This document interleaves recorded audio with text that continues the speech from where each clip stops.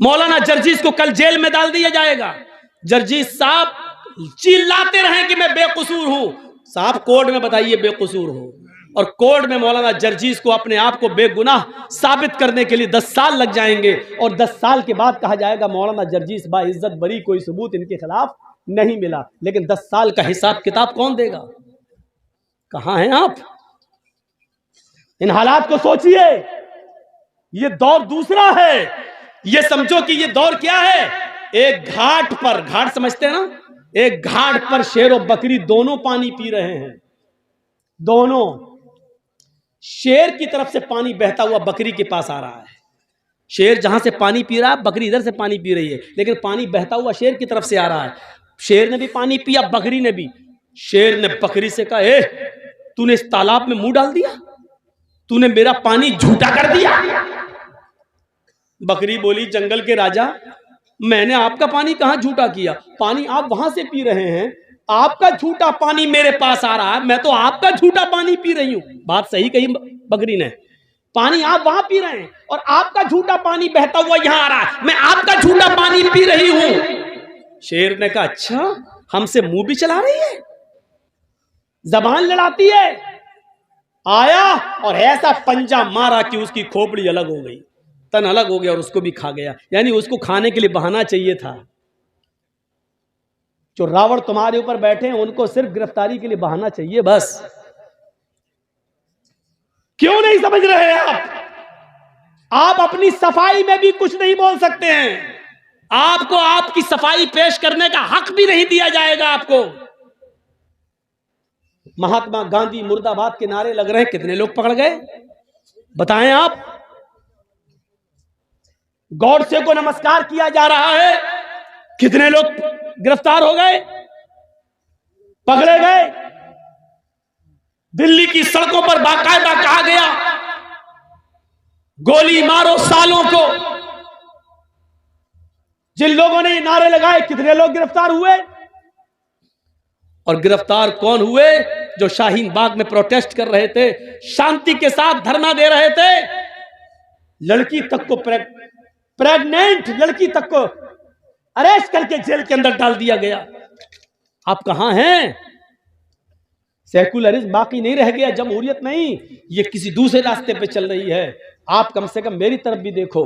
Doctor Zakir नायक को भारत छोड़ना पड़ा है। क्या चाहते हो कि मौलवी जर्जीस भी भारत छोड़ के पनाह ले ले? क्या चाहते हैं आप? क्या है आपके दिल में? क्या सुनना चाहते हैं आप? शर्म आनी चाहिए। जो जिस तरीके से बोल रहा है बोलने दो। बोलने वाला जानता है कि हमको क्या बोलना है, क्या नहीं बोलना है। मेरे भाइयों, आप जब धान बोते हैं तो जर्जीस कहने नहीं आता कि इतना बो या वो ऐसा। क्यों? तो आपका काम है, आप अपने काम में माहिर हैं, हम अपने काम में माहिर हैं। हर आदमी अपने काम में एक्सपर्ट होता है। मुझे क्या बोलना है, क्या नहीं बोलना है, कहां कौन सी बात कहना है, इस काम के लिए मौलवी लोगों को आजाद छोड़ दो। मेरे भाइयों, मदरसों में क्या पढ़ाया जाता, मदरसों के लिए छोड़ दो। आप हर किसी को मशवरा मत दीजिए। डॉक्टर, MBBS, MS डॉक्टर को ऑपरेशन करना है, क्यों वहां पर आपको नहीं बिठाया जाता है? क्यों? आप नहीं देख पाएंगे। जब आपकी बीवी का, आपके बेटे का ऑपरेशन होगा तो आप कहेंगे साहब इतना नहीं इतना काटो, इतना नहीं इतना काटो। डॉक्टर के काम में डिस्टर्ब होगा, इसलिए डॉक्टर ऑपरेशन थिएटर के अंदर, OT के अंदर अकेले सिर्फ अपने कर्मचारी को लेके, अपने असिस्टेंट को लेके जाता है, किसी को लेके नहीं जाता है। अब आप डॉक्टर से कहेंगे साहब कान यहां से यहां तक चीरना, यहां पर्दा उसका ऐसा है, आपको भगा देगा, भाग जाओ कहीं और जाके इलाज करा लो, सरकारी हॉस्पिटल में चले जाइए। तो आप हर किसी को मशवरा नहीं दे सकते हैं। आप किसी मौलवी को मशवरा मत दीजिए, मौलवी एक्सपर्ट होता है। और फिर मुझे तो 20 साल का तजर्बा है, मुझे अच्छी तरीके से मालूम हो गया है कहां क्या बोलना चाहिए, कहां क्या नहीं बोलना चाहिए। तो मेरे भाइयों, इन चीजों को आप अपने जहन में रखिए, इन चीजों को अपने जहन में रखिए।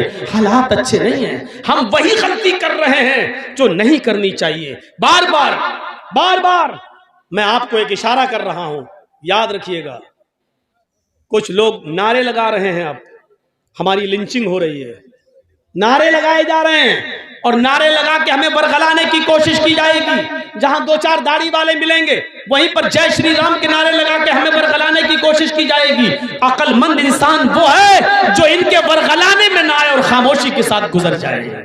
ये अक्लमंदी है इस जमाने में, आज के इस दौर में जरूरी नहीं है। अब सुन लो मेरी बात, अगर कोई पागल कुत्ता मौलाना जर्जीस को काट ले उसके पैर में, तो उसका जवाब क्या कि मौलाना जर्जीस भी उस पागल कुत्ते के पैर में काटने जाए? आप क्या कहोगे जर्जीस को? एक पागल कुत्ते ने हमें काट लिया है, अब हम भी पकड़ो और काट रहा, लोग कहेंगे कितना बड़ा पागल है। यही पागल है। अगर कोई पागल कुत्ता हमारे पैर में काट ले तो इसका यह मतलब नहीं है कि जर्जीस साहब भी उस पागल कुत्ते को काटने जाएं।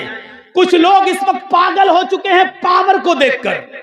कुछ लोग जानते हैं कि हमारा पावर है, हमारा आदमी बैठा हुआ है सीट पर, गवर्नमेंट का नशा है, वो जानते हैं कि गोली मारो सालों को, देश के गद्दार, कुछ भी, हमारा कुछ नहीं होगा।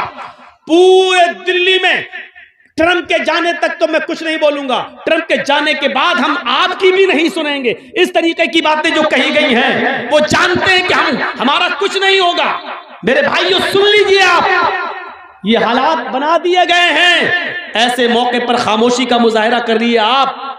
कुछ कुत्ते पागल हो गए हैं, पागल नशा है उनको कि हमारे ऊपर किसी का हाथ है। अब इस पागल कुत्ते को अगर आप समझ जाएं तो पूरी तकरीर कामयाब है। मैं नाम नहीं लूंगा, सॉरी, माजरत के साथ, आप मुझे आइंदा बुलाएं या ना बुलाएं, मैं नाम नहीं लूंगा। लेकिन इस पागल कुत्ते को अगर आपने समझ लिया तो समझ लो कि पूरी तकरीर समझ गए आप। मेरे भाइयों, अगर कुछ पागल कुत्ते हमारे पैर में काट लें तो इसका यह मतलब नहीं है कि हम भी उस पागल कुत्ते को काटने जाएं। हाथी चलता रहता है, कुत्ते भौंकते रहते हैं। अब हाथी अगर उन कुत्तों के भौंकने पर पीछे मुड़ मुड़ के देखने लगे तो हाथी अपनी मंजिल तक कभी नहीं पहुंच पाएगा। तुम्हें अपनी मंजिल पर पहुंचना है। हाथी चल जा रहा है, वो पीछे मुड़ के नहीं देख रहा है, क्योंकि वो जानता है कि इनकी आदत भौंकने की है, ये भौंक भौंक कर खुद ही थक जाएंगे। हाथी अपनी मंजिल को पा लेता है। मुसलमानों, तुम्हें अपनी मंजिल तक जाना है। हरिश्चंद्रपुर वालों, तुम्हें अपनी मंजिल तक जाना है, इसलिए भौंकने वाले कुत्तों के भौंकने को मत देखो, मंजिल पर तुम्हारा निशाना होना चाहिए। इंशाअल्लाह तुम्हें मंजिल मिलेगी। इन भौंकने वाले कुत्तों को समझ लो कि कुत्ते हैं, इनकी आदत है भौंकने की। इस